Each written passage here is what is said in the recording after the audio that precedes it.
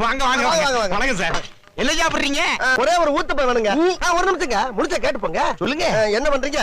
ஒரு செம்பு தண்ணி எடுத்துக்கங்க.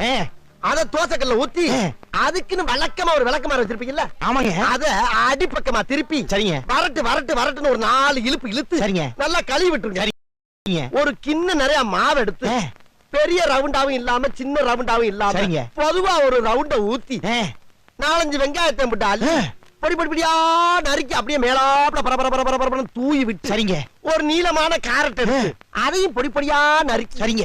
அப்படியே மேலாப்ல பரபர தூவி விட்டு சரிங்க. ஒரு 16 கரண்டி நெய் எடுத்து சரிங்க. அதுல 6 கரண்டி நெய்ய உள் சைடு அப்படியே லேசா விளாவி விட்டு சரிங்க. 10 கரண்டி நெய்ய தோசைக்கு வெளி சைடு அப்படியே மேலாப்ல விளாவி விட்டு சரிங்க.